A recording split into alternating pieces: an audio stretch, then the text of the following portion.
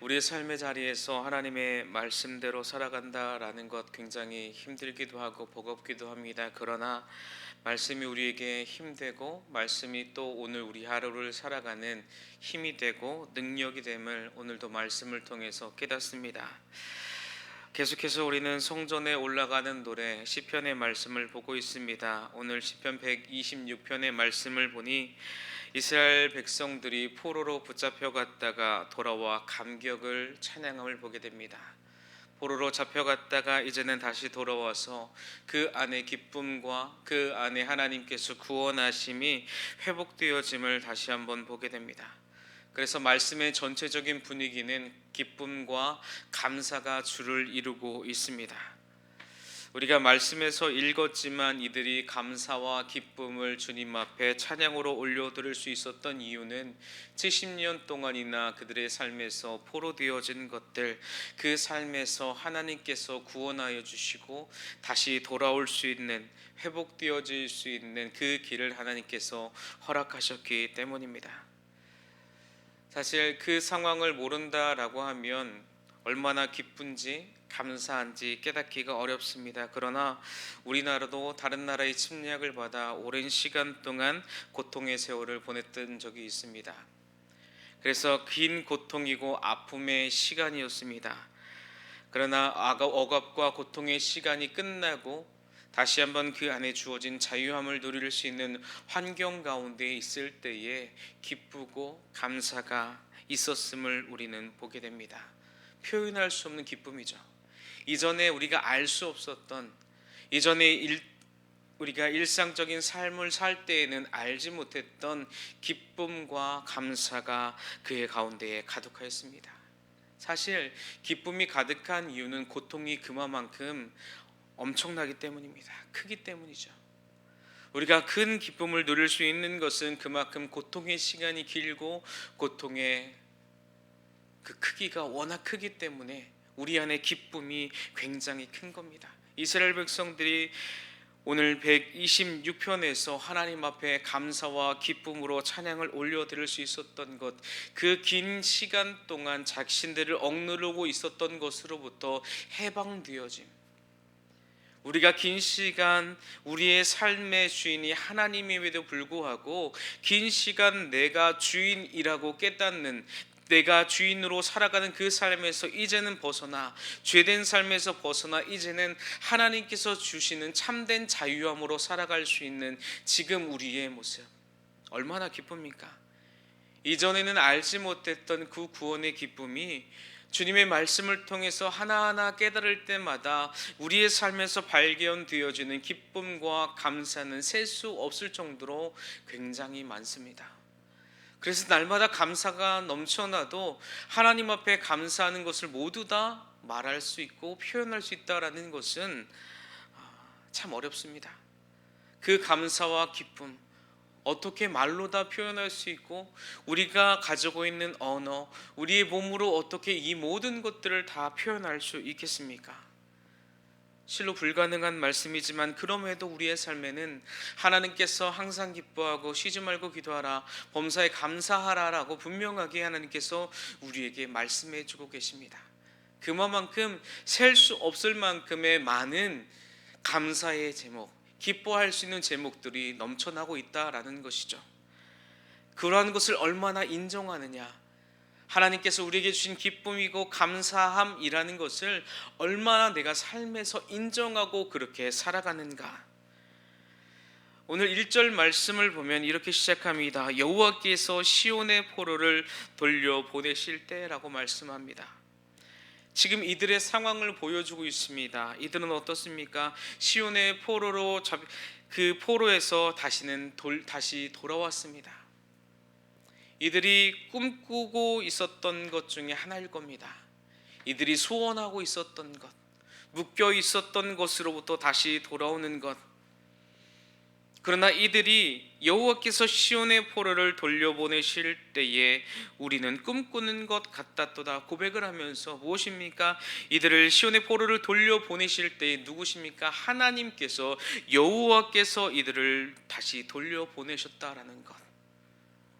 이들이 돌아왔지만 돌려보내신 주체가 누구이냐? 바로 여호와 하나님이시라는 겁니다. 하나님이 그들을 돌려보내셨다라는 것, 원래 있어야 할 자리로 돌려보내신 것이 바로 하나님이다라는 겁니다. 사실 우리의 삶에서 굉장히 주의해야 보아야 합니다. 우리를 묶였던 것으로부터 자유케 하신 것, 이들이 포로로 잡혀갔을 때에 원래 자리로 돌아와서 기쁨을 회복시키고 감사의 기도 제목으로 나아갈 수 있는 그 주체, 시작하신 분이 누구시냐? 하나님이다라는 것, 하나님께로부터 시작되었다라는 겁니다. 우리의 모든 것이 하나님께로부터 시작되었을 뿐만이 아니라 우리의 삶의 여정 가운데에, 우리의 삶의 자리에서 죄된 것으로부터, 우리의 어둠에서부터 벗어날 수 있게 하시는 것은 하나님께로부터 시작하는 것, 그것이 우리의 출발점이라는 겁니다. 어떠한 문제를 해결하기 위해서 뭔가 우리의 삶의 첩첩산중처럼 보여지는 문제 앞에서 그것을 해결할 수 있고 그것을 이겨낼 수 있는 것은 우리가 먼저 알아야 될 것이 하나님께로 돌아가는 것, 하나님이 우리의 삶의 주인 되어 주심을 고백할 때, 하나님이 우리를 이끄심을 고백할 때, 하나님이 우리의 처음과 나중이심을 믿음으로 고백하며 나아가는 우리에게 하나님께서는 이미 일하고 계심을 볼 수 있습니다. 우리는 그것을 미처 깨닫지 못하죠. 현실이 너무 크기 때문에. 이들이 포로로 잡혀갔을 때의 이들의 모습은 어떻습니까? 꿈꾸는 것만 같은 거죠. 먼 미래, 뭔가 까마득히 보이지 않는 현실, 마음으로는 원하지만 이것이 실제 우리의 삶에 이루어질까 기대하지 못하는 이들의 삶. 그러나 하나님은요, 포로를 다시 돌려보내셨습니다. 붙잡혀 갔던 이들을 원래의 자리로 다시 돌려놓으셨습니다. 하나님께서 이들을 고통 가운데에 놔두시고 그렇게 이방 나라의 포로로 잡혀가게 하신 이유가 무엇입니까? 그들 가운데의 감사와 기쁨, 하나님을 향한 마음이 잃어버렸습니다. 하나님을 향한 마음이 떠났고요, 하나님께 감사해야 되지만 그들의 삶에는 감사가 끊어졌고 그 구원의 기쁨을 하나님 앞에 찬양해야 되지만 모두 다 잃어버렸습니다. 그래서 하나님께서 그들 가운데 구원의 기쁨, 너희들이 당연하게 주어진 거라고 깨닫지만 그것이 얼마나 하나님의 은혜인가 너희의 삶에서 깊이 깨닫기를 원하셨습니다. 그래서 쉬운 길을 선택하는 것이 아니었습니다. 70년의 오랜 그 고통 속에서 하나님께서 그들 가운데 감사가 넘쳐날 수 있도록 고통 가운데 내버려 두시고, 또한 주님께서 약속하신 그 때에 그들을 다시 돌려보냄을 통하여서 다시 한번 주님 앞에 감사와 기쁨으로 넘쳐나기를. 사실 당시 페르시아는 전성기였습니다. 막강한 군사력을 가지고 있죠. 그 주변의 어떠한 나라들도 이겨낼 수 있는 힘이 주변 나라에 없었습니다. 페르시아는 막강했습니다. 그 어떠한 나라도 그 나라에 상대해서 싸우겠다라는 생각을 하기가 굉장히 어려운 것이죠. 두려움의 대상입니다. 포로로 잡혀간 이스라엘 백성들은요, 정치적으로나 군사적으로 의지할 데가 하나도 없었습니다. 힘도 없었고요, 그들에게 남아있는 것이라고는 절망과 좌절뿐이었습니다. 포로 생활에서 귀환할 수 있었던 것, 절대적인 하나님의 손길. 그러나 겉으로 드러난 상황은요, 그 막강한 페르시아가 과연 이들을 놓아줄까? 포로로 잡아간 그들을 과연 놓아줄까? 실상 그 상황은요, 페르시아 왕인 고레스의 칙령에 의해서 이루어진 것처럼 겉으로 드러나 있습니다. 그러나 분명한 것은 성경 말씀에도 기록되어 있듯이 하나님께서는요, 말씀을 이루기 위해서 고레스의 마음을 감동시키셨습니다. 그 말씀이 역대하 36장에 나와 있습니다. 이렇게 기록되어져 있습니다. 바사의 고레스 왕 원년에 여호와께서 예레미야 입으로 하신 말씀을 이루시려고 여호와께서 바사의 고레스 왕의 마음을 감동시키심에 그가 온 나라에 공포도 하고 조수도 내려 이르되 바사 왕 고레스가 이같이 말하노니 하늘의 신 여호와께서 세상 만국을 내게 주셨고 나에게 명령하여 유다 예루살렘의 성전을 건축하라 하셨나니 너희 중에 그의 백성된 자는 다 올라갈지어다. 너희 하나님 여호와께서 함께 하시기를 원하노라 하였도다. 아멘. 하나님께서 예레미야 선지자를 통하여 하신 그 말씀을 이루시기 위해서 하나님께서는 고레스 왕의 마음을 움직이셨습니다. 겉으로 드러난 현실은 고레스가 한 것처럼 보이죠. 그러나 그 배후에서, 그 뒤에서 인도하시는 분은 하나님이시다라는 것을 분명하게 성경에서 말씀하고 있습니다. 그렇다면 하나님께서는 이들을 직접 구원하실 능력이 없으셨을까요? 그건 아닙니다. 하나님께서 구하실 능력이 분명히 있었습니다. 하나님은요, 그 약하고 약한 이스라엘 백성들을 일으켜 세워서 뭔가 반란을 일으켜서 이스라엘로 다시 돌아오게 할 수 있습니다. 그러나 하나님은요, 그러한 방법을 사용하지 않았습니다. 실제적으로 이스라엘 백성은요, 자신의 삶들 가운데에 역사적으로도 자신들의 모습에서, 자신들의 그 조상들에게서 무엇을 볼 수 있습니까? 인도하신 하나님을 계속해서 자녀들은 배웠을 겁니다. 들었을 겁니다. 자신들이 직접 경험하지는 않았지만 아버지를 통해서 계속해서 말씀을 양육받고 부모님을 통해서 하나님께서 어떠한 분이신가 계속해서 들었을 겁니다. 그러나 하나님께서 이스라엘 백성들을 들어서 이용하셨다라고 하면 그들은 어떤 마음이 있겠습니까? 자신들이 힘이 있다, 자신들이 뭔가 능력이 있다, 또 착각 속에 살아가겠죠. 그래서 다시 죄 가운데 가고요. 그래서 하나님을 향한 신앙, 하나님을 향한 믿음이 다시 무너졌을 것입니다. 그래서 결국 어떻게 합니까? 하나님을 버리고 하나님을 등지고 사는 것은 불보듯 뻔한 현실입니다. 하나님은요, 단순히 이들을 돌아오게 하는 것이 목적이 아닙니다. 고레스의 마음을 감동시켜서 단순히 돌아오게 하는 것이 하나님의 목적이 아닙니다. 하나님은요, 이들 가운데의 삶의 방식과 이들이 가지고 있는 생각, 이들이 가지고 있는 몸에 익혀져 있는 삶의 습관들, 그 모든 것들을 다 깨뜨리기를 원하셨습니다. 무너뜨리기를 원하셨습니다. 바꾸기를 원하시는 거죠. 우리가 왜 말씀을 듣습니까? 우리가 왜 이 새벽을 깨우며 기도하며 나아갑니까? 그것은 우리의 삶에 습관되어진 죄의 모습들, 그리고 우리의 삶에 있는 여러 가지 죄된 습성들을 다 끊어내기 위함입니다.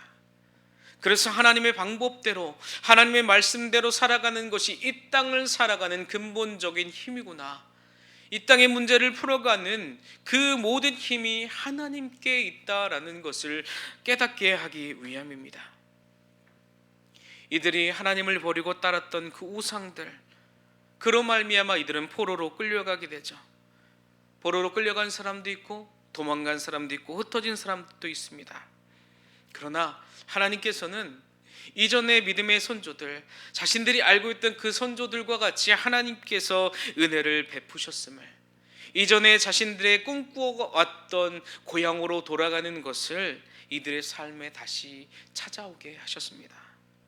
얼마나 기쁩니까? 얼마나 자신들이 생각하고 얼마나 자신들이 원했던 바지만 보이지 않았던 그 현실 속에서 얼마나 암울했겠습니까? 여러분들의 삶은 어떻습니까? 하나님께서 일하심을 보이십니까? 하나님께서 오늘도 우리를 이끌어 가시고 인도하시고 계속해서 우리의 길이 되어주시고 우리의 생명 되어주시는 그 하나님이 우리 안에 삶에 역사하고 계심을 보십니까? 경험하고 계십니까? 이스라엘 백성들은 예루살렘에서 예배하는 것이, 다시 돌아와서 예배하는 것이 이들에게는 참 기쁨이었을 겁니다. 얼마나 하나님의 은혜였는지, 주님 앞에 올라갈 때 이것이 꿈만 같은 것, 포로로 잡혀갔을 때에 우리가 숨죽여서 하나님을 찾았던 그들의 모습에서 내가 하나님을 믿는 자라고 입으로 고백할 수 없었던 현실 가운데 이제는 마음껏 하나님 앞에 예배하는 것이 현실이 되어진 이스라엘 백성들의 삶. 우리가 사무엘상 1장을 보면 한나가 하나님 앞에 기도하는 모습을 우리는 볼 수 있습니다. 성경을 보니까 한나는 굉장히 괴로웠습니다. 분인나로부터 격분하게 하고 그리고 분인나가 그를 괴롭게 합니다. 이러한 현실 속에서 상황이 어렵고 고통 가운데에 한나는 마음이 괴로워서 하나님 앞으로 나아갑니다. 하나님 앞에 이렇게 기도합니다. 하나님 앞에 통곡합니다. 하나님, 내게 허락하여 주시옵소서. 정말 고통 가운데 있는 그가 하나님을 찾습니다. 이 모습을 본 엘리 제사장은 오해합니다. 처음에는. 그러나 그가 하나님 앞에 전심으로 나아가는 것을 알기에 엘리 제사장은요 이렇게 말합니다. 평안히 가라. 이스라엘의 하나님이 내가 기도하여 간구한 것을 허락하기를 원하노라. 하나님께서 당신이 원하는 것을, 그 간구하는 것을 허락하기를 원하노라. 그러나 분명히 알아야 되는 것은요, 우리가 하나님 앞에 아무리 눈물을 흘리고 간구하며 나아갔을지라도요, 이루시는 분은 하나님이십니다. 우리가 눈물을 흘리며 주님 앞에 통회하며 나아갈 때에도 구원을 허락하시는 것이 하나님이시라는 거죠. 새 생명을 허락하시는 것이 하나님이라는 겁니다. 살아갈 수 있는 힘을 주시는 것이 하나님 한 분밖에 없습니다. 포로로 잡혀간 이들이 그 바벨론에서 얼마나 고통스러웠겠습니까? 눈물을 흘리며 주님 앞에 기도하고 또 기도했지만 문제가 해결되지 않고 자신이 포기하고 또 포기하고, 그러나 또 하나님을 붙잡고 나아가는 그들의 삶 가운데에 하나님은요 찾아오셔서 그들을 돌아오게 하시는 은혜를 경험하게 하셨습니다. 그래서 그들의 모습이 어떻습니까? 2절과 3절에 이렇게 되어 있습니다. 그때에 우리 입에는 웃음이 가득하였다. 우리 혀에는 찬양이 가득 찼었다. 그때의 문나라 가운데 손말하기를 여호와께서 그들을 위하여 큰 일을 행하셨다 하였도다. 여호와께서 우리를 위하여 큰 일을 행하셨으니 우리는 기쁘다. 아멘. 큰 일을 행하신 하나님, 앞서 행하신 하나님, 그들에게 웃음을 주신 하나님, 그들에게 찬양의 열매를 주신 하나님, 그들 앞에 하나님을 향하여서 고백이 변화였습니다. 고백이 달라진 것이죠. 고백이 달라졌다라는 것은요, 그들의 삶의 태도가 달라지는 겁니다. 그들의 생각과 기준과 가치가 달라지는 겁니다. 하나님의 은혜임을 이제서야 깨닫는 것이죠. 3절에서 계속 2절과 3절에서 두 번이나 고백하지 않습니까? 여호와께서 그들을 위하여 큰 일을 행하셨도다. 여호와께서 우리를 위하여 큰 일을 행하셨도다. 얼마나 기쁩니까? 하나님의 그 일하심을 경험한 그들의 삶 가운데에 하나님께서는요 기쁨을 맛보게 하시고 웃음을 가득하게 하고 찬양이 가득하게 삶을 변화시키십니다. 아무리 우리가 고통 가운데 있을지라도요, 하나님은 우리를요 기쁨으로 찬양으로 감사를 올려드리는 그 상황 가운데로 이끄신다는 것을 기억하시길 바랍니다. 그러나 분명히 우리 가운데 있어야 되는 것이 무엇입니까? 5절과 6절입니다. 눈물을 흘리며 씨를 뿌리는 자는 기쁨으로 거두리로다. 울며 씨를 뿌리러 나가는 자는 반드시 기쁨으로 그 곡식단을 가지고 돌아오리라. 포로로 잡혀간 이들은요 눈물로 하나님을 찾았을 겁니다. 간구함으로 찾았을 겁니다. 사실 눈물이 마를 날이 그들의 삶 가운데 없었을 겁니다. 그들이 포로로 잡혀서 가만히 있었겠습니까? 여러 가지 일들을 했겠죠. 그 일하는 중에서도 내가 여기서 왜 이러고 있을까? 내가 여기서 왜 이러고 있을까? 눈물을 흘리기도 하고, 일을 마치고 집에 돌아와서 저녁 식사를 하면서 그들의 마음 가운데에 얼마나 힘들었겠습니까? 자리에 누우면서 얼마나 하나님이 생각났겠습니까? 하나님 도와주소서, 하나님 도와주소서. 이들에게 눈물의 의미가 무엇이겠습니까? 돌이킴 아닐까요? 이들이 눈물을 흘린다라는 것은요 자신의 삶이 하나님의 말씀대로 살아가지 않음을, 돌이킴을 나타내고 있습니다. 왜 눈물을 흘립니까? 회개하는 것이죠. 자신의 삶이 잘못되었음을 깨닫는 겁니다.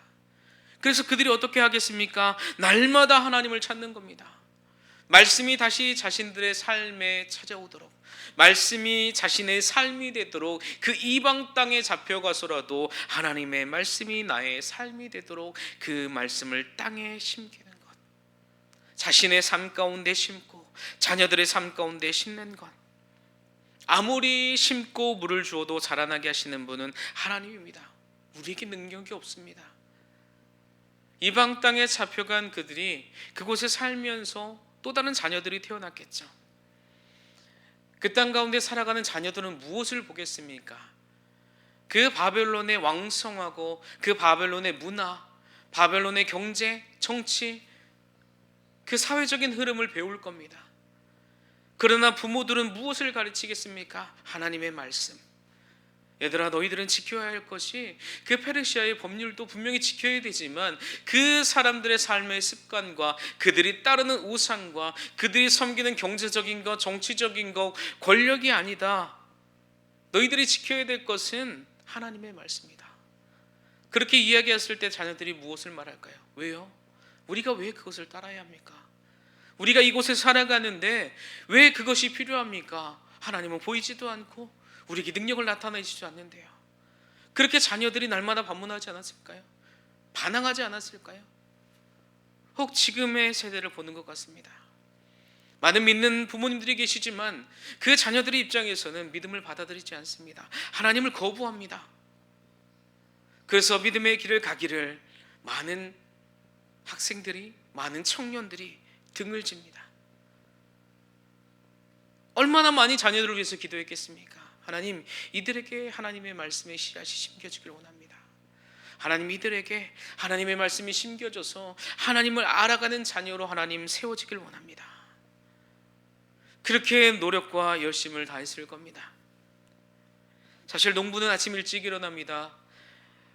저희 아버지의 모습만 보더라도 먼 곳에 일하러 가기 위해서 좀 이른 시간에 일을 시작하기도 합니다. 새벽 3시, 4시. 보통 5시, 6시면 일을 시작하셔야 되는데 먼 곳에 일을 나가기 위해서는 새벽 3시에 일어나고 4시에 일어나는 것을 마다하지 않습니다. 왜냐하면 씨를 뿌렸다라고 해서 우리가 모종을 심었다라고 해서 끝이 아니기 때문에. 무엇입니까? 요즘 시대와 같이 비가 내리지 않으면요, 밤새 물을 주어야 합니다.